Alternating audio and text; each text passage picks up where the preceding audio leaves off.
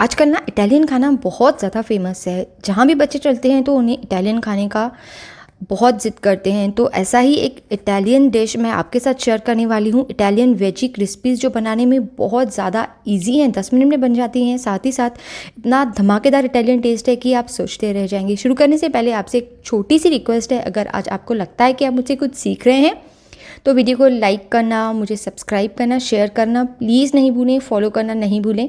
तो सबसे पहले मैंने ली हुई हैं 3 चीज़ क्यूब्स। रेगुलर चीज़ क्यूब्स हैं ये, प्रोसेस्ड वाले जो बाज़ार में इजीली मिल जाते हैं।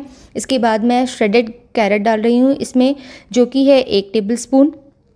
इसके बाद मैं डालूँगी इसमें श्रेडेड कैबेज का, यानी कि गोभी का, जो मैं आधा टेबल स्पून लेने वाली हूँ।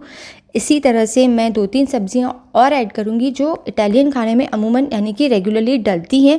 अगर आपके पास घर पे ऑलिव्स अवेलेबल हैं तो वो भी ऐड कर दें, या फिर अलापिनोस अवेलेबल हैं वो भी ऐड कर दें। मैंने स्किप करे हैं क्योंकि काफ़ी ज़्यादा घरों में ये चीज़ें अवेलेबल नहीं होती हैं।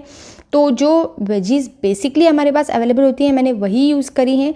तो मैंने डाला इसमें श्रेडेड जो हमारा कैप्सिकम रहता है वो डाल दिया। अब मैं इसमें ऐड कर देती हूँ आधा चम्मच गार्लिक पेस्ट का, और अब इसमें मैं ऐड करूँगी तकरीबन 1 मध्यम साइज़ का जो हमारा आलू होता है, उसे बहुत ही फाइन पीसेस में कट करना है। तो इसके बाद मैं लूँगी कॉर्न कैरेनल्स। ये छीला हुआ कॉर्न रेगुलर बाज़ार में जो मिलता है वो है। अगर आपके पास कैंड कॉर्न है तो आप उसे ऐसे ही डाल सकते हैं, लेकिन अगर आप बाज़ार का छीला हुआ कॉर्न यूज़ करें तो उसे आपको ज़रा सा दरदरा पीसना कंपलसरी है, नहीं तो कॉर्न फ्राई करते वक्त फटता है। तो ये कॉर्न मैंने दरदरा पीस के डाल दिया। इसके बाद मैं इसमें ऐड कर रही हूँ 1 मीडियम साइज़ आलू का।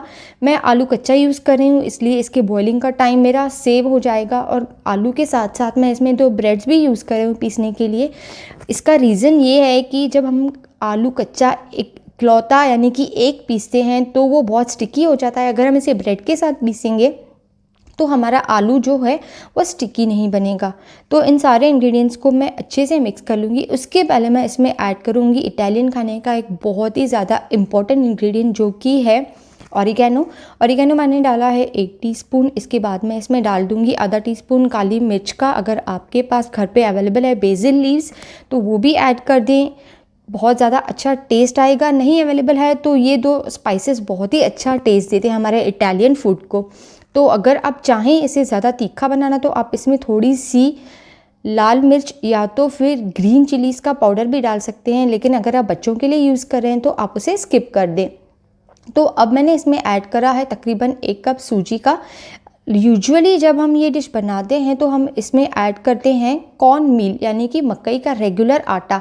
जो पंजाब में हम सुनते हैं ना मकई के आटे की रोटी, वो कॉर्न स्टार्च नहीं, प्रॉपर मकई का आटा। तो वो पूरे इंडिया में मिलता नहीं है, जिसके लिए मैंने उसका सब्सटीट्यूट यूज़ करा है जो कि है सूजी। इसके बाद मैंने इसमें ऐड करा तकरीबन 1 टेबल स्पून कॉर्न स्टार्च का। कॉर्न स्टार्च के बाद मैंने इसमें नमक ऐड करा है, फिर इसमें अच्छे से मिला लूँगी। तो कॉर्न स्टार्च ऐड करने का रीज़न ये है कि जो ये हमारे गोले हैं ये किसी भी कंडीशन में फ्राई करते वक्त, क्योंकि हमें इन्हें सिम पे फ्राई करना है, सारे इंग्रेडिएंट्स कच्चे हैं तो ये फटेंगे नहीं या तो फिर छूटेंगे नहीं। कॉर्नस्टार्च ऐड करने के बाद इसके बहुत ही अच्छे गोले बना लिए हैं मैंने। अगर आप चाहें तो इनके स्टिक्स बना लें, या तो फिर टिक्की या पार्टी की तरह बना लें, जो भी आपको शेप अच्छा लगता है वो बना लें।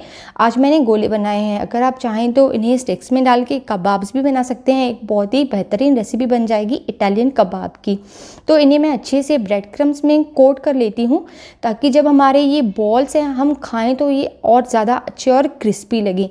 तो इसकी एक इम्पॉर्टेंट टिक मैं आपको बताती हूँ कि जब आप इन्हें फ्राई कर रहे हैं तो आपको इन्हें सिम गैस पे फ्राई करना है 5 मिनट तक, ताकि ये जो हमारे सारे कच्चे इंग्रेडिएंट्स हैं वो बहुत ही अच्छे से अंदर तक कुक हो जाएं। अगर आप टिक्की बना रहे हैं तो मध्यम आंच ठीक है, लेकिन अगर आप ऐसे ही बॉल्स बनाएंगे तो आपको इन्हें सिम गैस पर कुक करना है 5 मिनट तक। उसके बाद आपको थोड़ा सा आंच तेज़ करना है ताकि इन्हें आप बाहर से थोड़ा सा रेडिश बना लें। तो ये देखिए, ये मेरा गैस जो है ये सिम गैस पर है, यानी कि सिम पर है, और मैंने गोले डाल दिए हैं। 2 मिनट के बाद ये देखिए ये पिंकिश हो गए, यानी कि अंदर से थोड़े कुक लग रहे हैं मुझे। तो इन्हें पलट के मैं गैस मध्यम कर लूँगी और 2 मिनट तक इन्हें अच्छे से कुक करूँगी, ताकि ये बाहर से बहुत ही प्रॉपर्ली रेड बन जाएं और दिखने में भी बहुत ज़्यादा सुंदर लगी। ये देखिए ये 2 मिनट तक अच्छे से फ्राई करने हैं। अगर आप ऐसे ही इंस्टेंट न्यू स्नैक्स के दीवाने हैं तो मैं आपके साथ एक और रेसिपी शेयर करना चाहूँगी चाइनीज़ कटलेट्स की। वो भी बहुत ज़्यादा अच्छे बनते हैं। अगर आप चाहें तो डिस्क्रिप्शन बॉक्स में आई बटन में वो चेक कर सकते हैं। तो ये मेरे गोले बन के तैयार हैं। आपको रेसिपी कैसी लगी थी प्लीज़ मुझे बताएं, बना के बताएं। फिर मिलेंगे ऐसी ही रेसिपी के साथ। तब